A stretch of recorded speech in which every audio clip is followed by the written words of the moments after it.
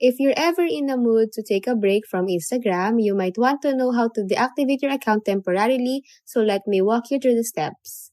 Now, first things first, head over to your Instagram profile and tap on those three lines at the top right corner. So next, from the menu that pops up, go straight to settings, and once you're in the settings, navigate your way to account. It's usually tucked in there. Now, in the account settings, look for the golden ticket, which is the delete account option, and give it a tap. Now, tap on the deactivate my account button, so this is where things get a bit official.